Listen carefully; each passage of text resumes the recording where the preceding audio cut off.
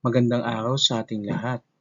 Sa araw na ito, ating pag-uusapan ang yugto ng panahon ng pag-unlad ng tao, Part 1. Para sa ating layunin, natutukoy at napapaliwanag ang pagkakaiba ng prehistoric era at historic era batay sa mga katangian, pinagkukunan ng impormasyon at mahalagang pangyayari.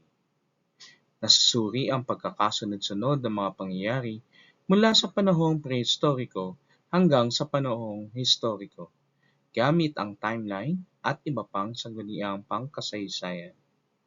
Napapahalagahan ang kahalagahan ng pag-aaral ng mga sinaunang panahon sa pag-unawa sa pag-unlad ng tao at kabihasnan, at naiuugnay ang mga pangyayaring ito sa kasalukuyang lipunan. Ano ang una sa mga larawan? Ating alamin ano nga ba ang mga nauna sa mga larawang ating makikita.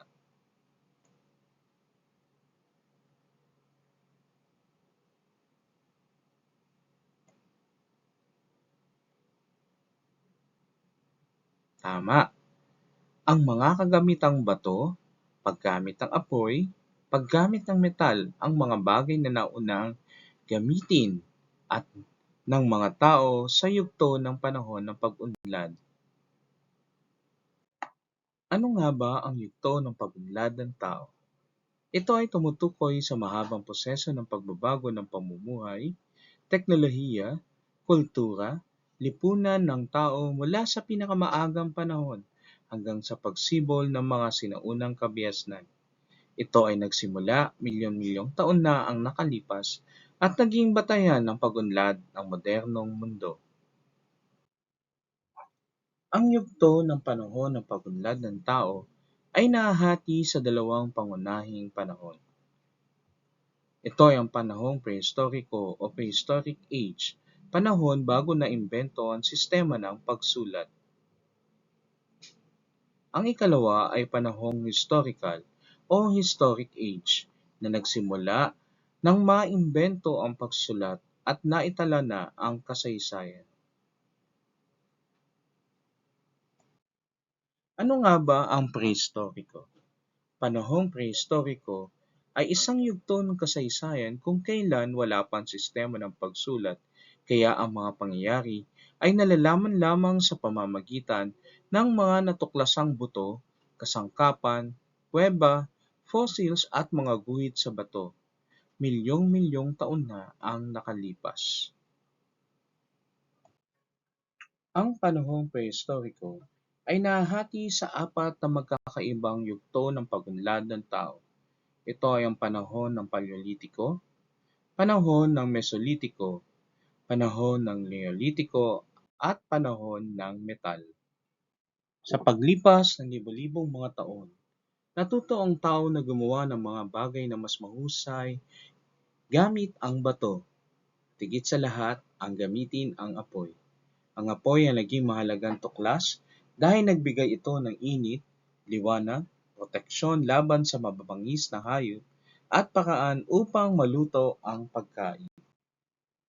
Bago man magkaroon ng mga kaharian, imperyo, lungsod at pamahalaan, ang mga tao ay nabuhay bilang mga mangangaso at mangangalap ng pagkain. Hindi pa nila alam ang pagsasaka, pagsusulat o pagtatayo ng permanenteng tirahan. Ang pinakamahalagang pagbabago sa panahong ito ng prehistoriko ay naganap sa panahon ng Neolitiko na tinatawag ding panahon o rebolusyon agrikultural. Sa panahong ito ng tao, natutunan nila ang pagsasaka at pag-aalaga ng mga hayop. Dahil dito, nagkaroon sila ng sapat na pagkain, hindi na kailangang lumipat-lipat ng tirahan. Nagtayo na sila ng mga permanenteng pamayanan at gumawa ng mga bahay, naghabi ng tela at lumikha ng mga palayok para sa imbakan ng pagkain at natutong makipagpalitan ng produkto sa ibang pangkat. Ang simpleng pamumuhay na ito ay unti-unting naging organisadong lipunan at makalipas ang ilang panahon, natuklasan ng tao ang paggamit ng metal tulad ng tanso, bronse, at bakal. Dahil dito, mas naging matibay ang kanilang mga kagamitan, sandata, at kagamitang pansakahan. Dito nagsimula ang panahong historikal.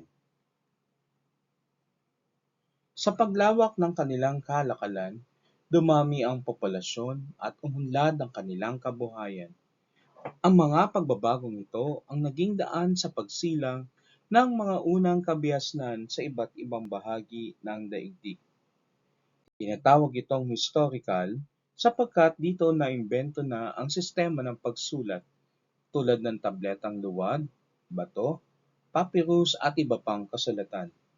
Sa panahon ding ito naitala ang mga batas, relihiyon, kalakalan, kasunduan, kasaysayan ng mga sinaunang kabihasnan. Naging organisado ang pamahalaan, ekonomiya, at lipunan. Nagsimulang umunlad ang agham, matematika, sining at arkitektura. Ang panahong prehistoriko ang pundasyon ng pagunlad ng sangkatauhan. Dito, natutunan ng taong pangunahing kasanayang kailangan upang mabuhay, ang paggawa ng kasangkapan, paggamit ng apoy, pagsasaka, pag-aalaga ng hayop, paggawa ng palayok, paghahabi at paggamit ng metal. Samantalang sa panahon ng historical, dito naman nagbigay ng daan sa pagtala ng kaalaman at karanasan ng mga tao sa pamamagitan ng pagsusulat. Dahil dito, naipasa ang mga mahalagang kaalaman mula sa iba't ibang henerasyon hanggang sa susunod at umusbong ang mga kabihasnang naging pundasyon ng mga modernong mundo. Ang kasaysayan ng pagunlad ng tao ay nagpapakita ng sipag, pagkamalikhain, pakikipagtulungan at kakayaang umangkop sa kapaligiran na naging susi sa pagunlad ng sangkatauhan. Mula sa simpleng pamumuhay sa mga kuweba hanggang sa pagtatayo ng makabagong lungsod, ipinakita ng kasaysayan ang bawat tuklas at bawat pagbabago ay may mahalagang ambag sa paghubog ng ating kasalukuyang lipunan.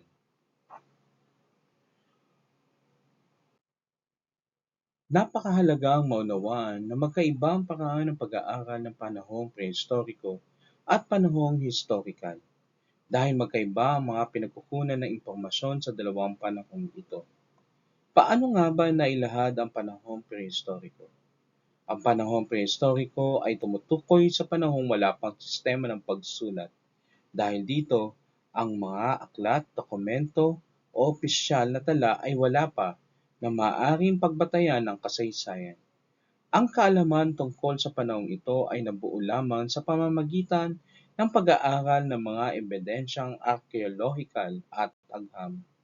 At sino nga ba ang mga nanguna sa pag-aaral na ito?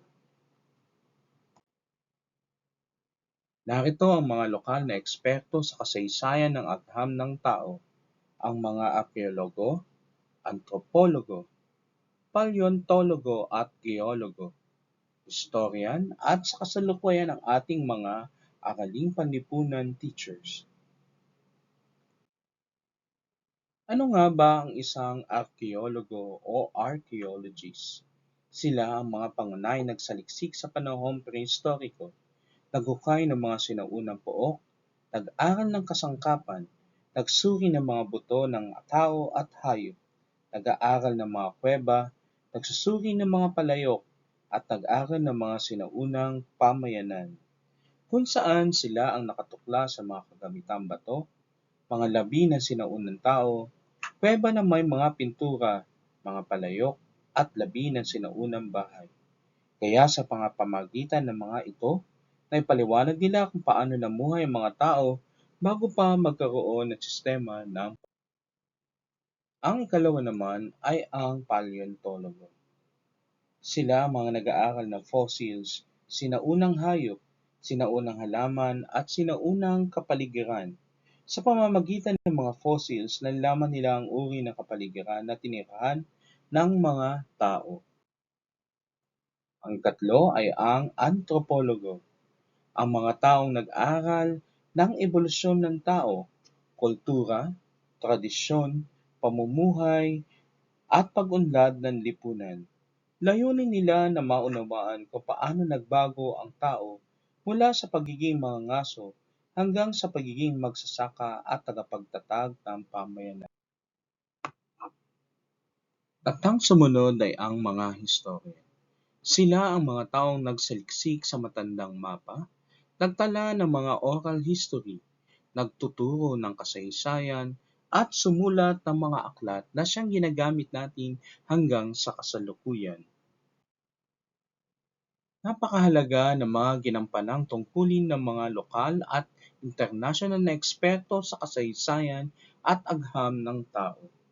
Mahalaga ang paraan ng pag-aaral sa prehistoriko katulad na ginawa ng mga arkeologo mula sa kanilang paghuhukay, carbon dating, stratigraphy o pag-aaral ng mga patong ng lupa, pag-aaral ng fossil sa ginawa ng mga paleontologo at antropologo ng mga kultura at mga kinagawian ng mga sinaunang tao, at ganoon din ang mga kwento na isinulat ng mga historian at ang pag-aaral ng mga sinaunang DNA o mga labi ng nakaraan.